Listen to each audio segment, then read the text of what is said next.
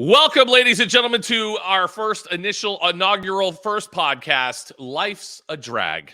It's going to be awesome. It's going to be fun. My name is Jason Logan, and I got to bring in my sidekick, my compadre, I guess you would call him. He's my friend. You know him. You love him. Jason Galvin. Hello, Jason Galvin. What up, Jason Logan? What's going on? Hey, man. We're excited. Are you excited to do our first podcast? Yes, absolutely. We've only been talking about this for like 2 years. Yeah, exactly. So if we listen, Jason and I have been talking about this for 2 years, and we were like, everybody else has got a podcast. Why can't we do it? Like, we got a show. We're entertaining. Am I right? Well, I mean, yeah. I mean, we think we're entertaining. Well, that really, honestly, if 5 people watch, that's all that matters. As long as we keep ourselves entertained. But so for those of you who do not know us, my name is Jason Logan. I am the director of the Low Zone at the track. I am the on-track DJ. You know, that's what I do out there at the races. I've been around this sport since 1995, off and on, but pretty much. Have you 1995? Denver, 1995 was my first race. Yeah, it's crazy, right? Do you know how old I was at Denver in 1995? How Let's old? not talk about that. Okay, yes, it'll make you feel bad. Yeah, right. But I've been out here on the road doing this NHRA thing probably since like 2009, 2010. So yeah, that's my background in this fun little sport.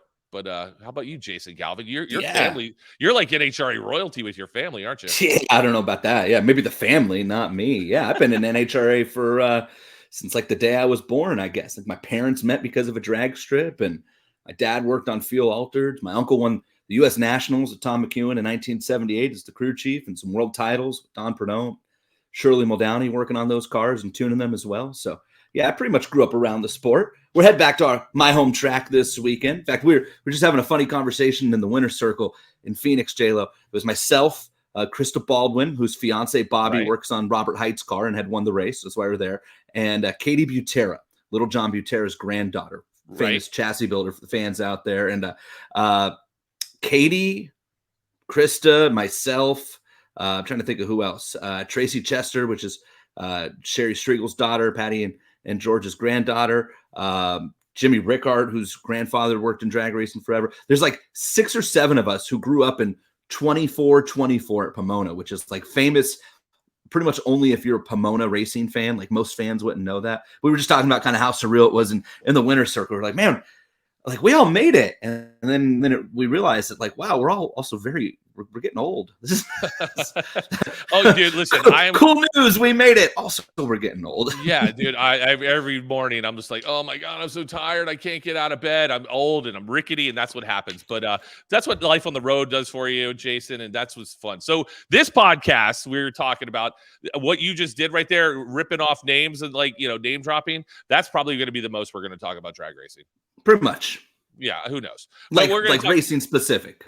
Right. But see, listen, Jason and I have access to things that most fans don't have access to. I used to call myself Mr. All Access because I would be running around. I had to give myself a name. Was that self-appointed? Of course it was. God bless. And it was really just to kind of annoy our boss anyways. But that was all that's all I ever tried to do anyways, was annoy our boss. But I've gotten better. The pandemic happened, and 2 years without this job. Yeah, I'm being nicer to the guy, but that's okay. But anyway, so we're the season's young. Yeah, the season is definitely young. We've already had a meeting, so that was day 2. So basically, we're just going to talk about the fun stuff we get to be a part of, and see if you guys want to be a part of it as well. And hopefully, it's entertaining. And we're going to bring in some people that know a lot about drag racing and that are entertaining to us. So yeah, absolutely. Yeah, there will be. Oh, Jason has frozen. Look at him. There he goes. You're frozen. You're just froze. We're not frozen. Froze it. There you go, baby. Look at Jason. I'm blaming this on you. Yeah, by the way, we're going to make this the setup we've got here is probably the most high-tech thing that we're going to have. I mean, let's be honest. I mean, Jason is still working on the lighting issue. But anyways, I just dropped $60 on a light and a green screen. It's going to be great. Yeah. It's the first episode. Let's tease ahead to episode 2 already here, Jay. We're doing this all out of order. Producer Pete's pulling his hair out. He's like, wait, this is not how you produce a show. No, but that's how. That's ahead to episode 2 before we've even. We are, but we haven't even gotten into episode 1. We're teasing ahead to episode 2. Graphics package coming next week. Oh, it's going to be so awesome. Yeah, Hot we're going to diggity. have some fun. It is. So one of the things that we like doing on the road is going to all kinds of different restaurants and stuff. And Jason Galvin is the king of finding great restaurants. Hi, see this and that. Yeah, food. exactly. We like Food. We love it. We love it. Yeah. So we always go to some really good restaurants, and Phoenix was no exception. We went to a couple really good restaurants in Phoenix. Jason Galvin, an alum of Arizona State, so he knows these are his stomping grounds. Jason Galvin, what was the best meal we had? It wasn't even mine. Like, I don't get credit for the best Phoenix meal, do I? I don't know. Are we talking tacos? No, wasn't it a Joe Costello Sicilian Thursday night or Friday? Was it Friday night? Friday night. I forgot all about the meatball thing, dude. You forgot about the best meal we had. They had a meatball Ferris wheel up with 6 meatballs on a Ferris wheel in different cups with different sauces and different flavors. I mean, really, it's bad. It was 5 meatballs and an eggplant ball. They called it a meatball. It's the vegetarian. Right. Actually, it was really good. But yeah, Joe Costello sent one projectiling across this really nice restaurant in Chandler, at the Chandler Fashion Center. It was fantastic. Yeah, his place setting looked like a 4-year-old who was sitting there eating meatballs. There was sauce everywhere. He's Italian. Yeah. We went to an Italian place. That was his idea. It was great. But I'd never heard of it. It's newer. Certainly since I went there. It was great. It was really good. Tacos on Sunday with George were good. What was that place called? Taco Guild? Taco Guild was good. Taco Guild. Yeah. Taco Guild was good. It wasn't but it was good. Yeah, no, it was different. But then we went to the what was that place with the slide and everything? Rustler's Roost, yes. That was very cool. See, here's the thing about Rustler's Roost, right? Like, if you're in the Phoenix area next time you're there, hopefully we're there next year, right? Like, Rustler's Roost, it's like B to B minus food, right? Because we don't go there for the A+ food, but the ambiance is awesome, and it's like reasonably priced for what it is. How many restaurants do you go to that have a slide inside, a bowl on the outside, and they make cotton candy for birthdays? Like, yeah, we should. By the way, we got to start telling people it's one of our birthdays is someplace so we can get the free cotton candy or whatever they give away there. Literally everywhere we tried to tell people. Angel Champagne went with us, and we tried to tell everybody it was her birthday, and she wasn't having any of it. It was very disappointing. You got to be up for the sing along and the birthday song and all that fun stuff too. But yeah, so we like the food thing is very good on the road with Jason Galvin. And if you ever go to a race and you see us going someplace, you're probably going to want to come with us because we're going to eat good. We're definitely going to eat good. So we got that out of the way. You want to talk about anything about the race at all? It was awesome. It was cool. It was great to have so many fans there and have the place sold out. And, you know, it's Reinhardt's home track, and it's like an adopted second home for me, obviously, since I spent 3.5 years there in college. So it was just cool. Like I said, I hope that's not the last time we go, but if it is, then we've got some good memories from it for sure. Yeah, right. So the low zone was in full effect rocking at this race. This has been the best low zone we've had, like, all last year, all this year. I mean, I know we've only been to Gainesville, but you know, these people, every time we did something they were ready to go. They were cheering, they were screaming, they put their hands up in the air. Every dumb DJ trick I do, they like, come on, let's make some noise. The low zone was so good that on Sunday morning, you guys literally had a Bellagio fountain behind it to celebrate. It's great. Yeah, that was good. You're like, look over there. Look at that. Reinhardt looks at me Sunday morning. It was a water main. Joe's in the middle of hyping everybody up for the track walk. We're like 10 minutes from the track walk. Joe's on the track behind the stage. J-Lo's in the low zone doing his deal. Reinhardt and I are sitting there. I do pre-race intros for the fans that don't know. And so I'm sitting there making notes. Alan's real good about helping me with stuff on number one qualifiers. And all of a sudden he looks up, and I'm looking down riding, and I could see him look up out of my peripherals. I said, Galvin. I'm sitting there. I go, yeah, I'm not looking up. Do you remember us having a fountain across the grandstands yesterday?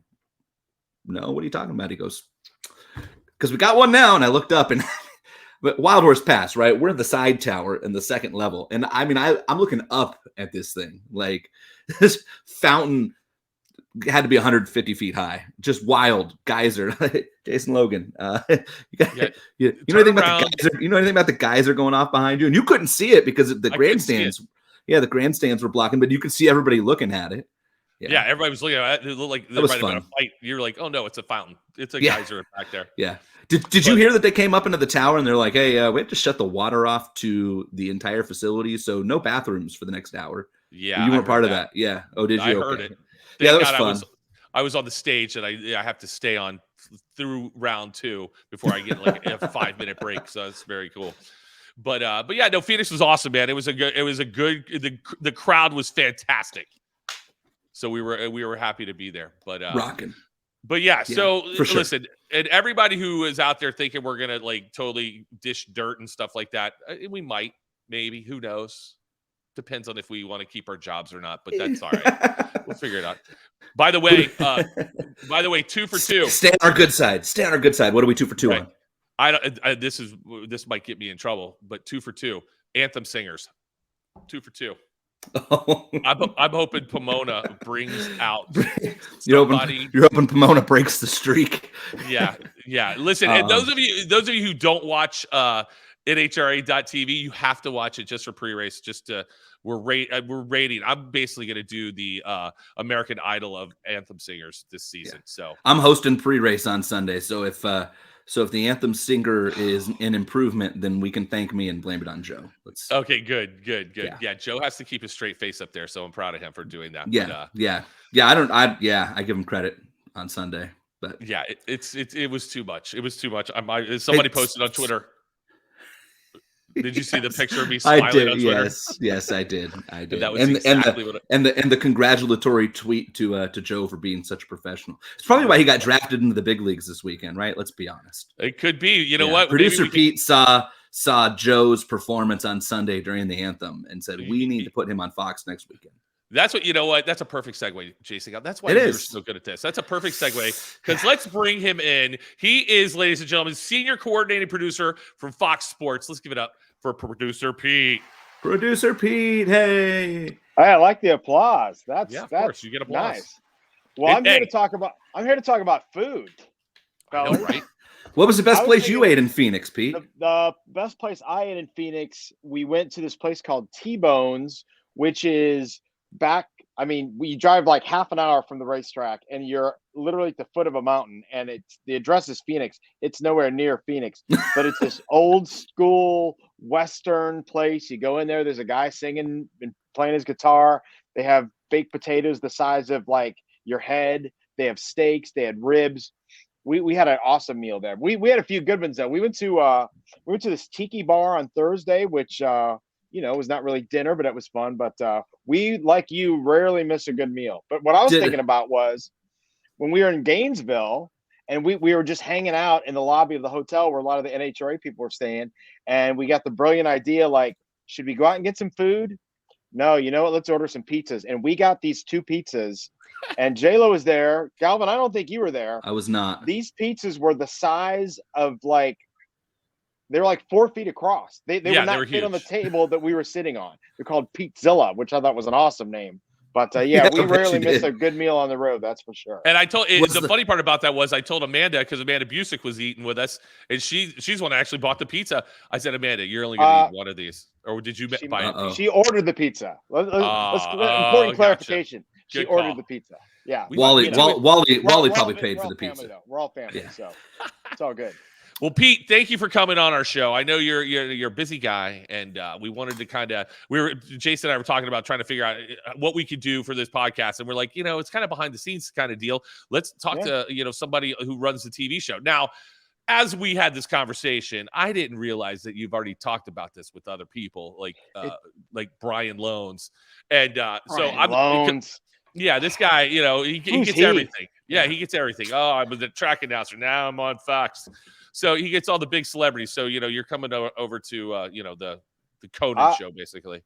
I love this, though. And I feel like I've maybe perfected my spiel so that you're getting the best version of it, at least so far.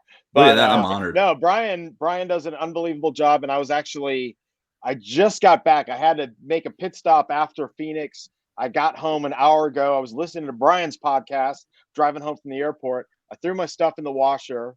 I set up the remote outdoor studio / party patio, and I'm here to talk with you guys before I go to Pomona tomorrow. So all good. Very nice. Yeah. So you're in Charlotte, correct? outside of Charlotte. Yeah, I actually work for Fox. Most everybody that works on the TV for NHRA, if we're going to do a little inside baseball here, almost everyone works for the NHRA or are hired as a contractor. But I'm the one who actually works for Fox. I'm a coordinated producer for Fox Sports.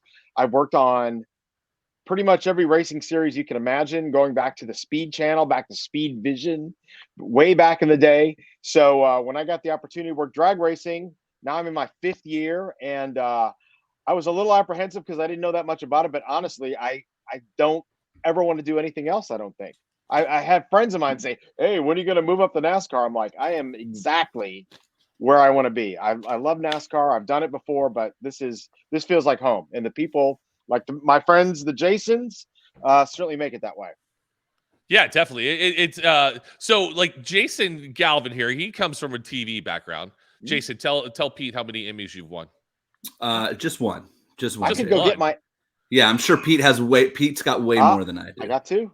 I have 2, but I don't have any handy. I do have my Chelsea Football Club hat for J-Lo. There you go. Purposes. There you go. But I have a Murrow award. I have a Murrow award, but Pete would have probably never been up for Murrow award. Yeah, that's like that's local journalism, right? You're correct. Weren't you on local TV back in the day? Where were you from? Yeah. It's actually I live in Bakersfield now. Yeah, I'm from the LA area, but I still live here. Okay. And in Bakersfield, and yeah, I was a morning news anchor on the NBC station here in town. Nice. Yeah, I used to work at a TV station in Indianapolis a long time ago, and my first gig there was a production guy on the morning show, and that it was like crew call was 2:30, and you work the morning show, and then you take a break and you do the noon news, and you're done with the day at 12:30. And you know all about that, I know.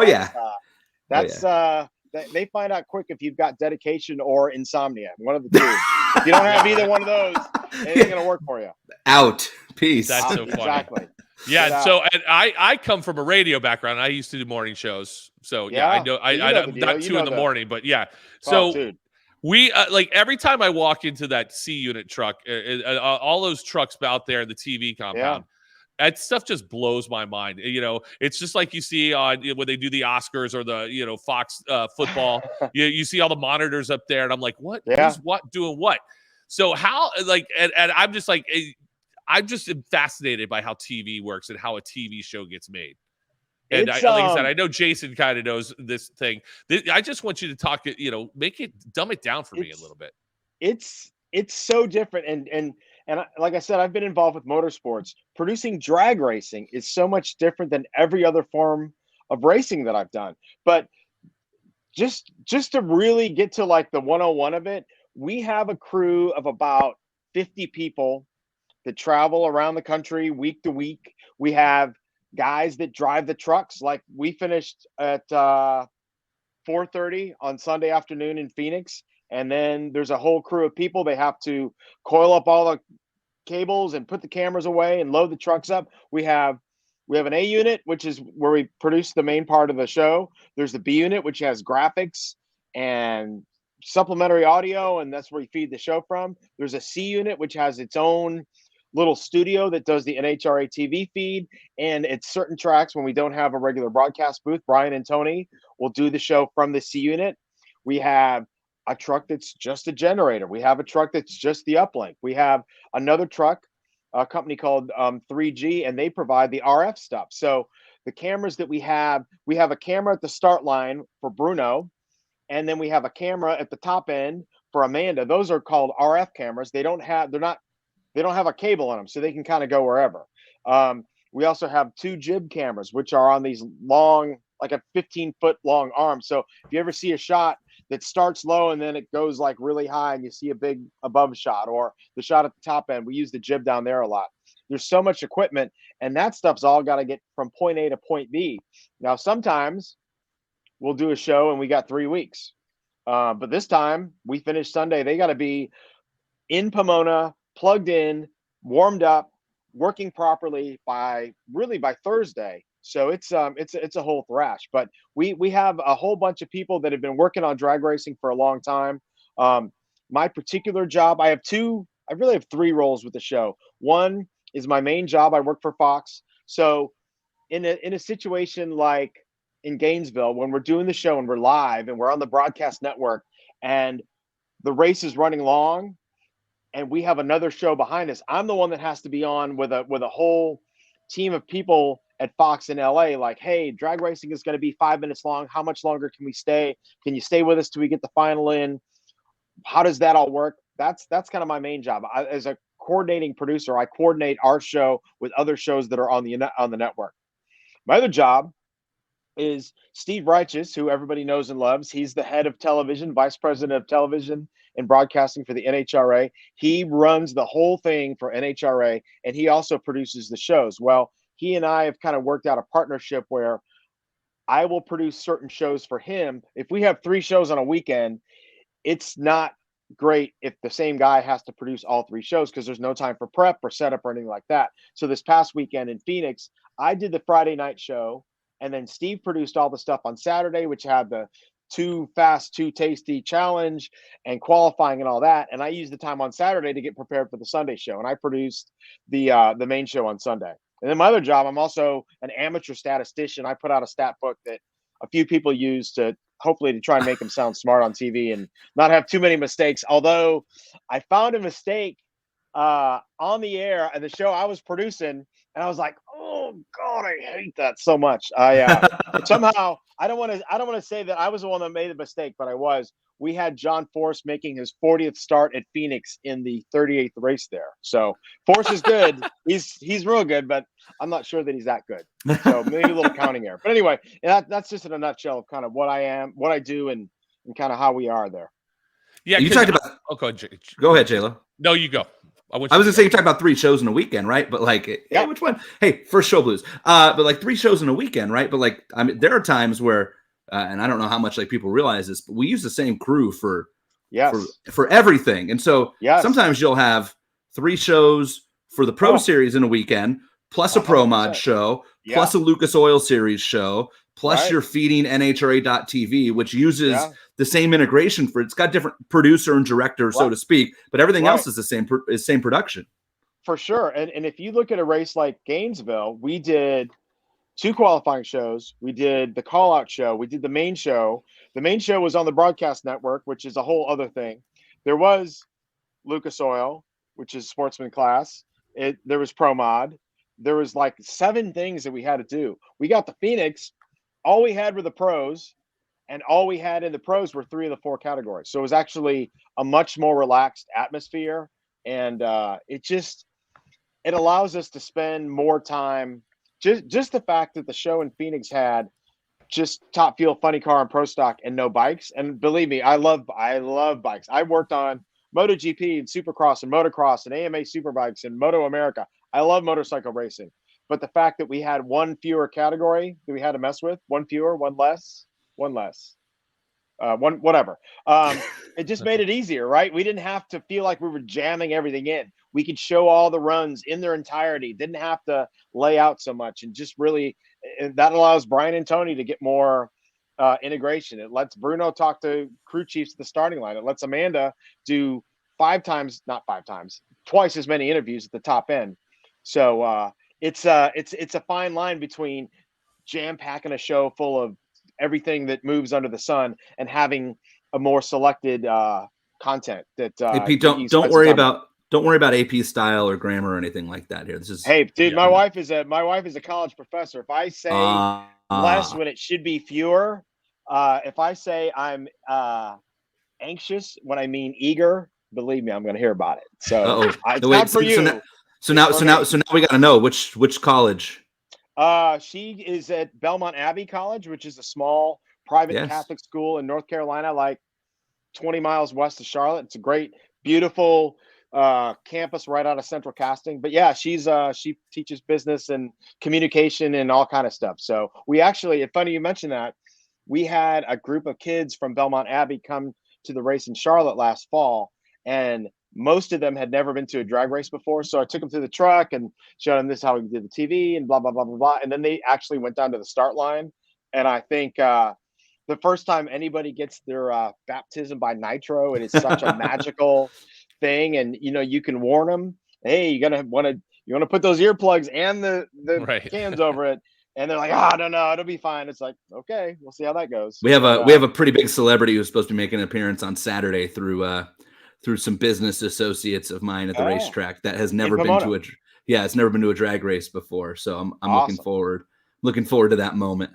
That's cool. Yeah, the thing I love about this sport is, and I shouldn't say this because TV is what I do. It's my job. It's my career. It's my life. I mean, but TV doesn't exactly do drag racing the justice because the feeling, like when our TV trucks are not placed in the same location at every track.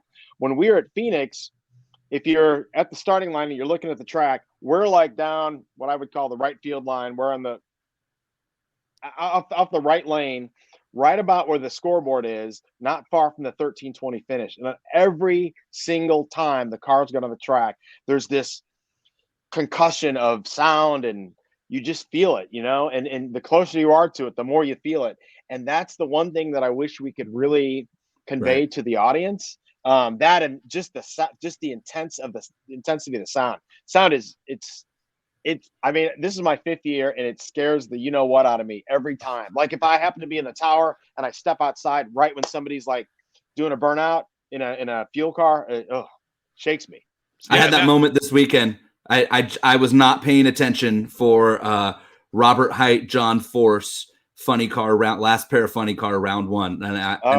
I don't know what happened. Somebody was talking to me or whatever. And usually like I've been around the sport long, most have been around the sport long enough. Like, when the cars are about to leave, right? Because like the clutch comes out and the fuel goes on. It makes a distinct sound. And so even if you're not looking at the track, if you know it's coming and you hear that, you can prepare yourself. And I was checked. Like I was totally checked. Dude. Those two cars could have been staging with their rear tires and I wouldn't have known. And they hit the gas and I must have come 10 feet off the ground. So the other thing that's really interesting about what we do, and people may not notice that or know this if they don't work in television or work in an outdoor environment. We don't exactly have luxurious restroom facilities. Like you are.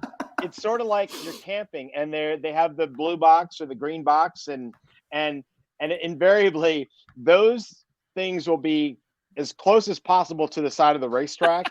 And there's nothing more terrifying than you're taking a moment with yourself, let's just say. And then you can hear down the track, you can hear like this race start and the cars are getting closer and they're getting closer. And you just think like, please God, no, let's not make history here. Let's not, and when you hear both cars go by, you're like, all right. You usually need to time it a little better. So not sure if that's the content you're looking for, J-Lo, on this. No, it's fine. Listen, I found the cleanest portalette on the tour is right in Seattle. If you're looking at the grandstand right behind the starting line, right where Safety Safari is, that's the cleanest one because I don't think those guys ever go to the bathroom. And I'm like, this is like immaculate in here. It's I love Brian and Tony. They're two of my best friends. I will always go and visit them when they're in the tower. That's not a social visit is not always my primary thing. Let's just say that. I used to work for a guy named Rick Miner, who was the greatest boss in the history of bosses. He had shirts made up for the crew, and it said, "Sometimes you just have to have porcelain." So that's among his many contributions to the TV industry. That was perhaps the greatest. So. Anyway, this is fun. I'm sure you'll edit that all out, right? Yeah. There's no editing on this show, Pete. We're doing it live. Fantastic. Yeah, we're doing it live. We'll do it live. Yeah, okay. I don't know. We lost Jason Logan, I guess. Jason Logan is gone. So the Gavin, low what zone. do you want to talk about? The low zone will be right back. I don't know, Pete. What do you want to talk about? I'll tell you what. Here's what I want to talk about. So when I'm in the chair producing the show, I have one monitor that sees what you guys are doing all the time, and I couldn't help but see our girl Hannah, who is back this year and is I haven't met a single person that's not thrilled that she's back with this rocket launcher t-shirt and she's like, she's got the thing and she's got it loaded up and and Joe's there like a bombardier in the Revolutionary War, like loading up the cannons. And the first time she fires it, it was sort of a dud and it didn't even make it across the racetrack. So then there was like determination. Okay, we are going to do this right. Joe packs that thing in there, and she like, Hannah's little, right? So Right. she's got this thing, and boom, and all of a sudden it like clears the track, clears the grandstand. I think it ended up, literally off the reservation. I made right. I made the comment that she tried to shoot it back to New Mexico. I mean, I think she almost did. That was some sort of world record. That was a shot, and I probably shouldn't say too much, but there's been times like in Gainesville, when we were sponsored by Geico, we had the Geico Gecko come out and shoot the t-shirt cannon, and man, this thing, I've never seen something come out of that cannon on such a frozen rope. This kid was up in the sky by Sliz waving, I like that, and he goes like this. And as he pulls his arms out like this, boink, dotted this kid right in the head. We had to run up there and take care of him. Oh yeah, shot out of a cannon. His mom was so upset. She goes, "I pay for all this travel baseball. You think you could have caught that thing?" I'm like, not, sorry. Wow, that's all she cared about. At least mom was mad at him and not you. Yeah, I was like, it just illustrates the point of like how much fun you guys make it at the track, and I mean. We spend a lot of time at the traveling circus that is the NHRA is fairly small. So you spend a lot of time with people on the road, and it's always super entertaining to hang out. Like, we'll go in groups of 10 or 15 and we'll do like the Ferris wheel thing in Vegas and do this and do that. It's a laugh a minute. But the cool thing is like thousands of people get to see your personalities, right? I saw the wave at the track in Phoenix, like it's kind of an 80s thing, right? But man, you guys had the crowd like eating out of the palm of your hand. The wave was great. The wave was really great. It works in a lot of places. Some places, like in Pomona, people are like, yeah, whatever, dude. I'm not doing that. If you get the right crowd. You get the right crowd. Yeah, and you know what? We've been so lucky this year, and maybe lucky isn't the right word because I know a lot of people work really hard to spread the word. It's not just TV, it's not just the in venue, but man, we've had some great crowds this year. Gainesville was packed to the gills. Phoenix, I would be crushed. I don't know if crushed is, or I would be crushed if we don't go back to Phoenix. And we had a unique experience on Sunday.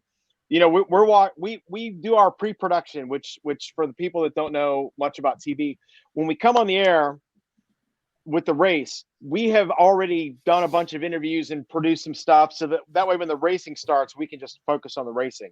And the other thing that people don't realize is if you just watch our shows without ever going, the race starts at 11 o'clock and it's a 5-hour thing to get a 3-hour TV show. So we're watching the track walk, and all of a sudden I see Joe with this gigantic man. I'm like, oh my gosh, who is that guy?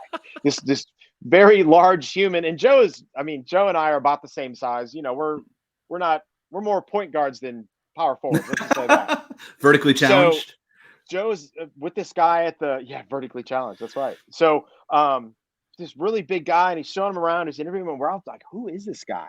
And then not an hour later, he was in our TV truck, and I got to meet him and his wife, and I think his son. He was the tribal governor for Gila River, which is the Indian reservation. And for those of you that don't know about Arizona is obviously is one of the United States, but there's a lot of Indian territory, and their reservations are sovereign lands unto themselves, and they have their own regulations and they have everything. Well, this guy was a governor, and he came through the TV truck as nice as could be. And I know there's a lot of efforts trying to save the race at that racetrack or come up with a plan B in or around that area.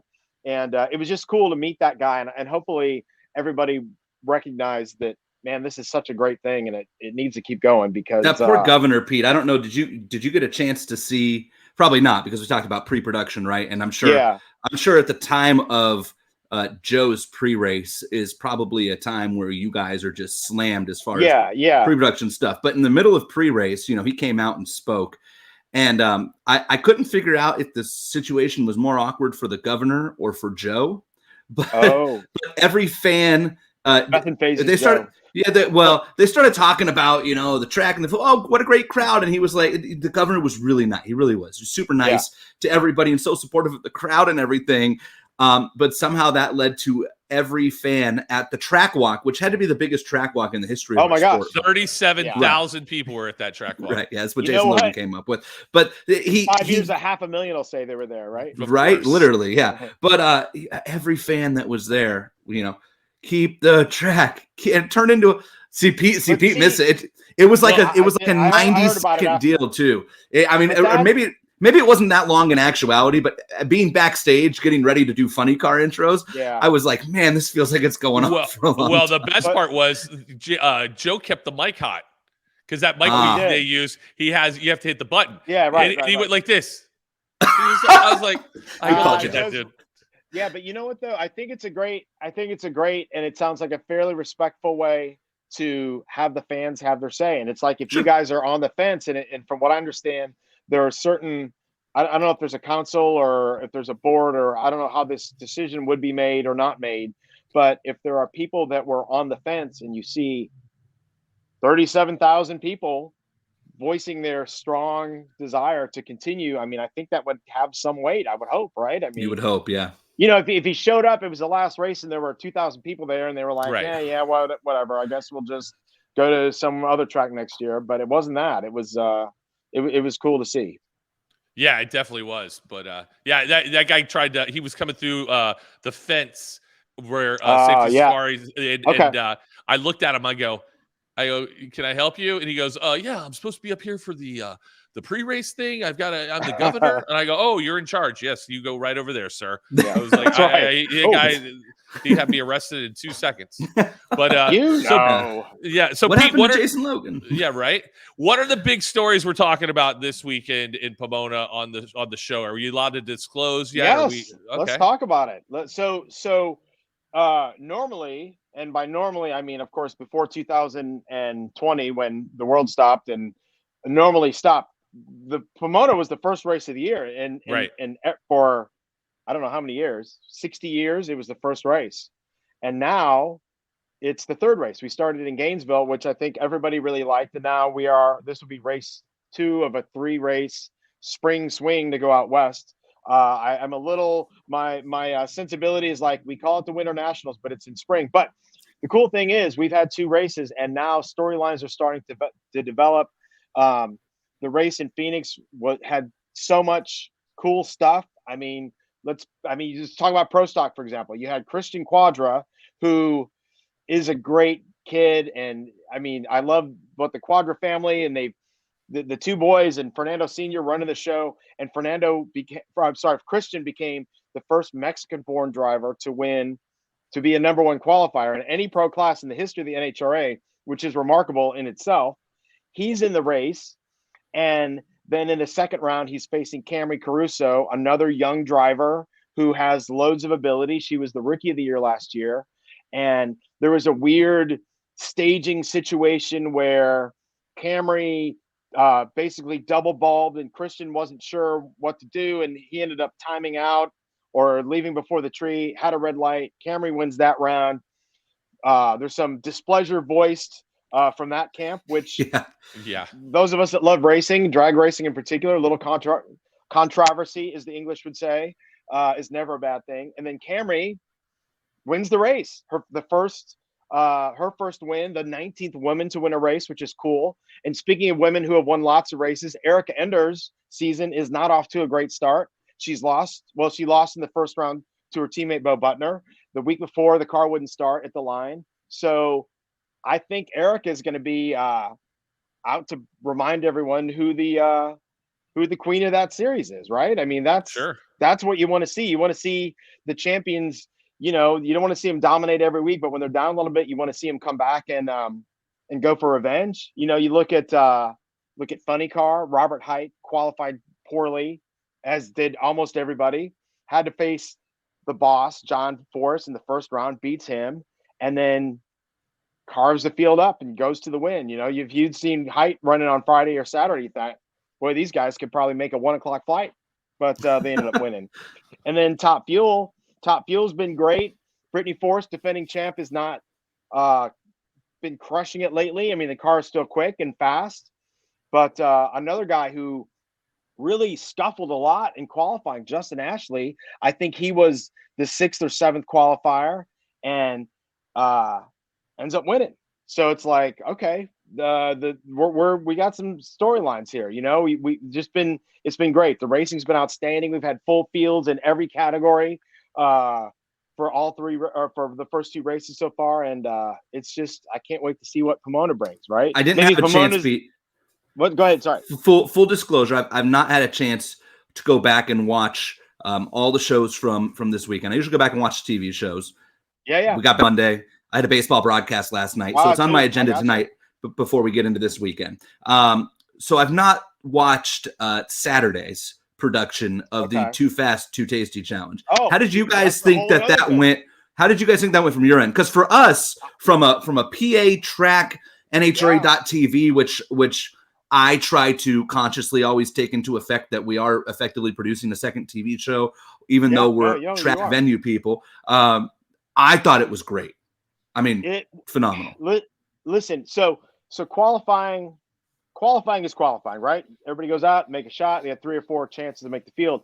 When you put a little something on it, then all of a sudden we're not just, it's, you know, the guys are side by side, but they're not really racing for anything. Now you're racing for something. And I love the fact that you bring the semifinalists back from the week before. So then there's a rematch factor. And if you got beat in the semifinals, man, the last thing you want to do is go out on the next Saturday and get beat again. And it's not just racing for the sake of racing. There's some money involved, which everybody is always interested in. But the thing that I'm most interested in, I mean, these are for championship points. These are not points during the regular season where the top 10 make the countdown, or if you attend every race and try and qualify at every race, you'll make the countdown. These are points that you put in your bank, and then in September after the U.S. Nationals, when they reset the points, if you've had great success in these Too Fast, Too Tasty challenges, and there are 12 of them, you could have the equivalent of a couple of round wins. Correct. You know, correct. It was the one thing, and the drivers. Yeah, go ahead. It was the one thing that I think was maybe most lost on the competitors, not like in a bad way necessarily, but like when I was on the starting line, for instance, that's what I love about my job, right? I know Bruno feels this way too. Like we get to be kind of down in the grit of things when you're on the starting line down there. And it was the one thing after Top Fuel on Saturday, Doug Coletta wins, looked like it ate up a motor. I never went and asked, doesn't matter. But, Slugger Labby, who I love, is a dear friend of ours. Yeah, Slugger's a great guy, comes from the NASCAR world, runs the whole Toyota program at the NHRA races. And Slugger was there. Slugger was pumped. Chad Head, GM at Coletta Motorsports, a little more frustrated. Was happy they won, but was frustrated that, they heard a motor up. And I totally understand it. Look, the cars are not cheap, right? If you grenade a motor, you're almost 6 figures deep. I get that, right? But Slugger made a great point to Chad, and he said, "Look, come Reading. If you're a round up on the rest of the field, or come the World Finals, if you're holding the championship trophy and you won the championship by 2 points or 1 point, you could literally come all the way back to race 2 Phoenix Saturday afternoon, and the fact that you hung the rods out but won the Too Fast, Too Tasty challenge." Might have won Doug Coletta's first championship. Well, the thing to me that really showed how important it was, I think it was Torrance against Coletta, and neither driver got a great launch off the start. And then you've got Torrance, double stepping it. I mean, normally in qualifying, you step on the gas, it doesn't go right. You just, that's not a great run. But he was back in it to try and get down the track and get that win and get those points and, get that money. So, it's really neat. And I think the more time goes on, I think the more it's going to catch on. Now, for us in the TV world, it is a bit of a challenge just because the way the schedule is. So there's 2 qualifying sessions on Saturdays. Usually one is around midday and one's usually 4 or 5 o'clock. But the Too Fast, Too Tasty is part of it. So we're still trying to figure out the best way to make the best TV show out of it. We're like, do we take the Too Fast, Too Tasty rounds out of it? Do we just do it all sequentially and just say, hey, these last 2 pairs are the semifinals of this event? So as a group in television, Steve and me and some other people were trying to figure out the best way. But the concept is awesome. More racing is awesome. Getting fans engaged is awesome. Little smack talking, revenge, all that. Give me all of it. And tortilla chips, which are also and awesome. tortilla chips. Free tortilla chips. Mission Foods. Shout out you to guys them. get, by the way, speaking of them, at Gainesville, did you guys get the little tortilla chips and then you took them out of the bag and they were shaped like race cars and motorcycles? Motorcycle. Yeah, we got them in Phoenix. Yeah, we got ours in Phoenix. So. Oh, see, we had they came by the TV compound in Gainesville, and they took good care of us. So so I'm curious, what was the decision for the Phoenix race? How did you guys produce that, and what were your thoughts on it after the fact? What we did was we produced it, and Steve produced the Saturday show in Phoenix. So he's in charge of all of it, but he was the one in the chair for that. We basically decided to do it. We'll do top field qualifying and go to break and come back. And then before we move on to something else, here's the final of the top fuel Too Fast, Too Tasty challenge. Then we'll do funny car. Then we'll do pro stock, just because otherwise you get into these weird continuity things. And the other thing too, you get into time of day things. And if we take something that happens at 4:00 and then we run it right before something that happens at like 6 or 6:30, the lighting is different. It's just so that was the call. I think it worked pretty well. And we're going to have a similar thing going on this weekend in Pomona. So. Yeah, I love it. That is fun. And like, how much money do they win for the Too Fast, Too Tasty? I have not seen a full breakdown of the purse, but I know that Mission's commitment to the whole thing is something around $500,000. $500,000. So it's $10,000 for fuel cars. To win the whole thing, or to win it each week? Each week. Each week it's $10,000 for fuel cars. Okay. I believe it's $7,500 for pro stock and $5,000 for bikes. I have it. I have it somewhere. Don't totally quote me on that, but it's definitely 10 for fuel cars. It's not a small amount of money then. I mean, and here's the thing. It's not extra runs, right? Like you were going to make that run anyway. Right. This is not Terry Haddock or Krista Baldwin. I mean, look, they could certainly qualify for one of them, and they'll have to make that decision when they do. I'm sure they'll run in it, right? But generally speaking, these are cars that went to the semis the week before, which means for the most part, 90% plus of the time, it's going to be our full-time competitors who are going to make every qualifying run they possibly can, period.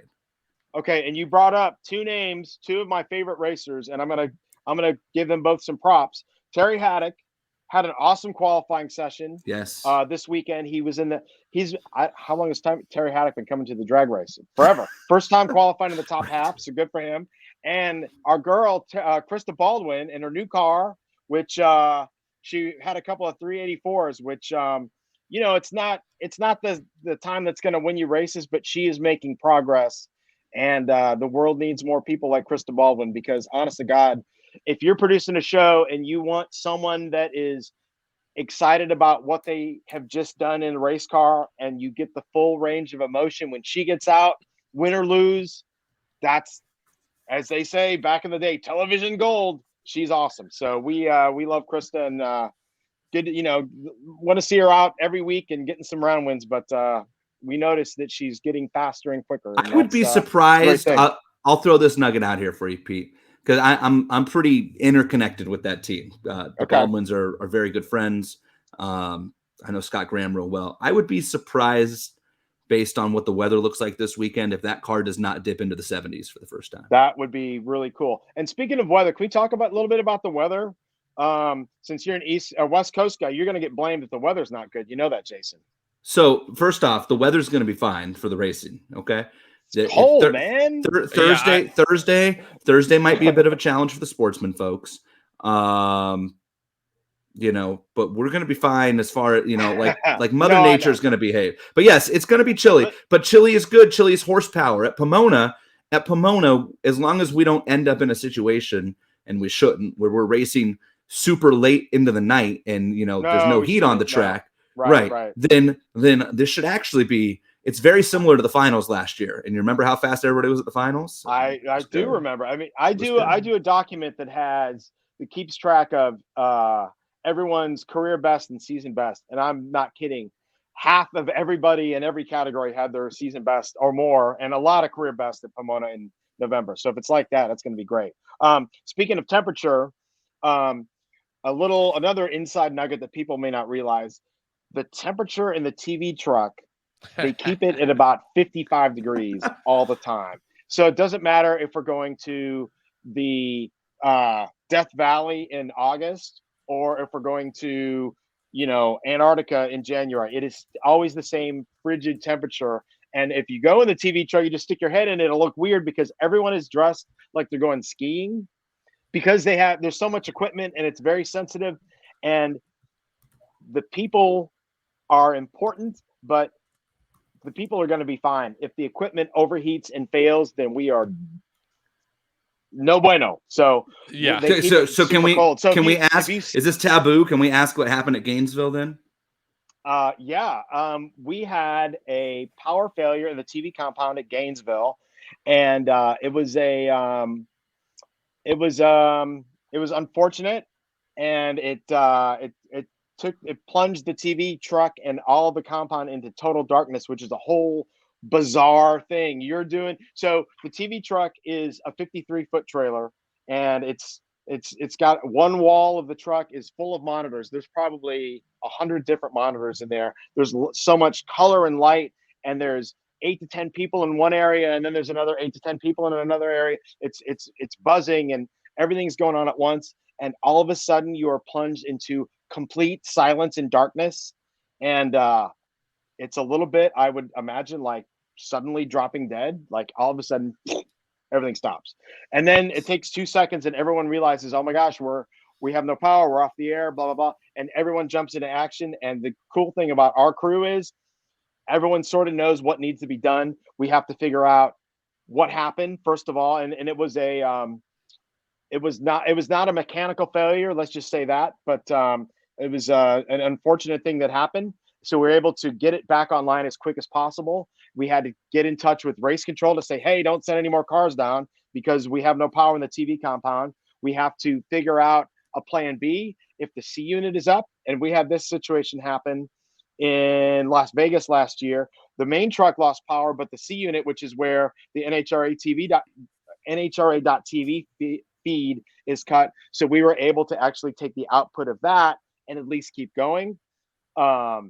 It was something, man. It was it shut us down too. It like Jason's microphone is everything's powered from the compound. Even though the low zone is down by the starting line and it's 1,200 feet away, it's all powered from the same source. So it goes boom, it's done.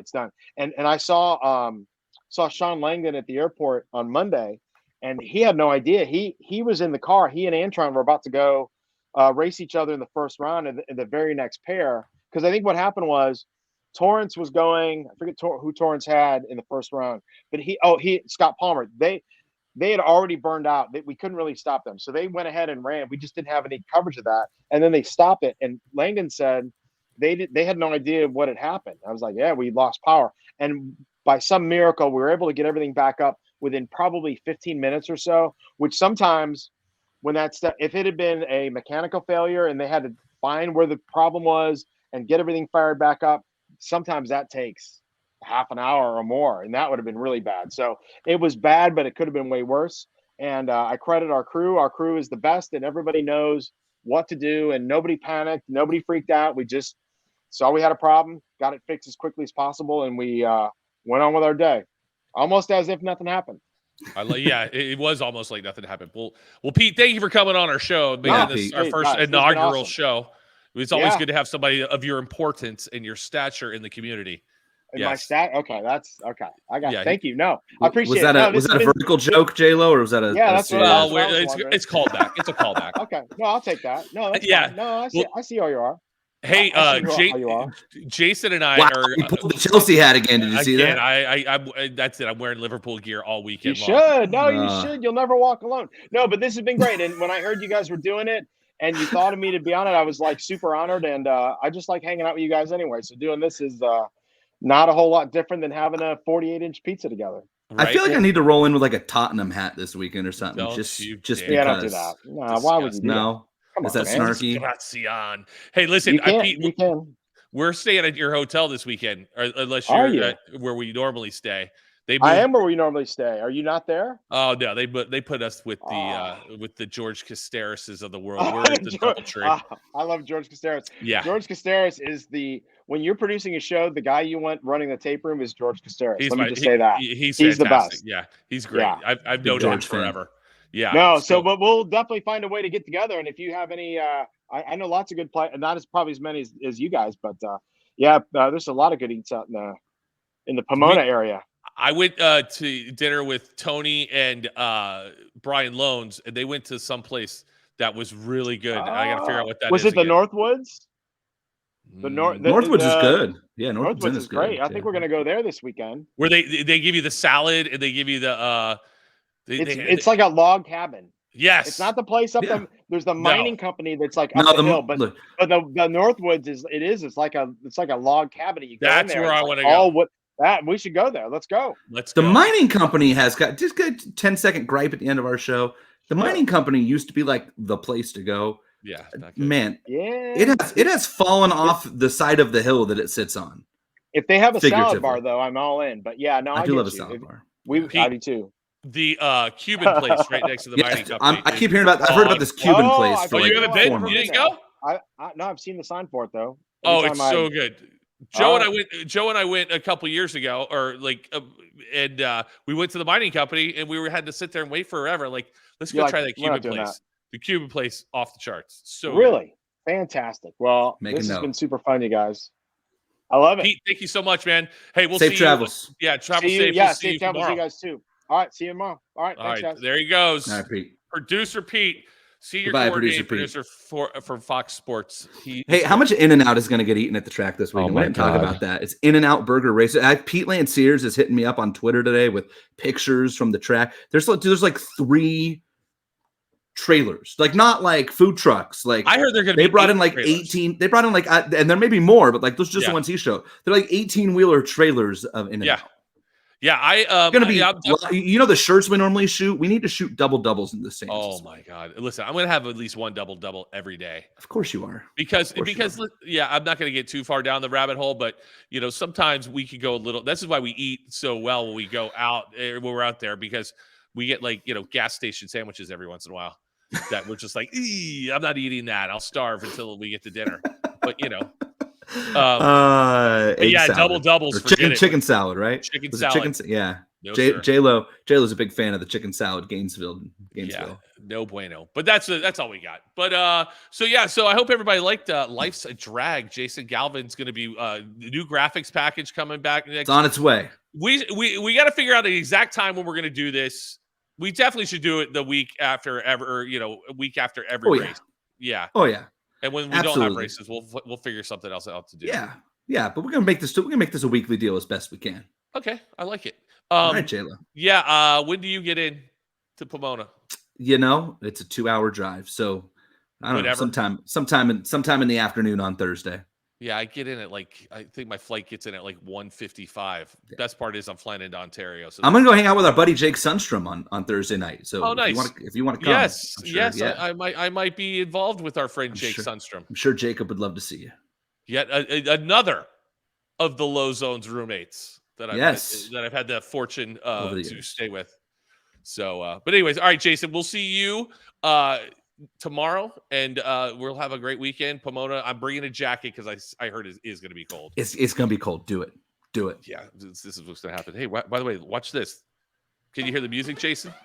Whoa, I was waiting for it. Yeah, there it is. We have that's going to be our theme music, I think, maybe because I don't have to pay licensing on it. Give it. Yeah, that's a good idea. Yeah, good idea. Yeah, right. Idea. So there you go, ladies and gentlemen. Our first episode. Thank you guys for listening. Leave nice comments. Leave bad comments too, because I always like responding to those as well.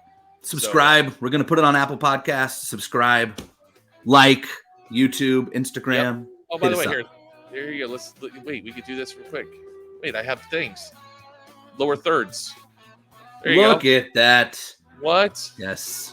That's you can find that on YouTube, on Twitter, things of that nature, and then you can also find NHRA Low Zone on Twitter. Jason Galvin, we need check yours. that out. You could have put it up there. Jason Galvin 42 on Twitter. Hold on. Gal. Wait, no, Twitter's Jason _Galvin. See, now you put me on the spot. Jason_Galvin. Boom. That's it. Jason, there. Watch this. Let's add the banner. Hold on. I'm flying the rocket ship right here. Boom. At in there, but we'll figure That's it okay. out. People get it. People. There get it is. All right, folks. People get Thank you very much. We'll have a report for you from beautiful and chilly, cold Pomona next week. But thank you guys for listening, and have a great rest of your day. Peace.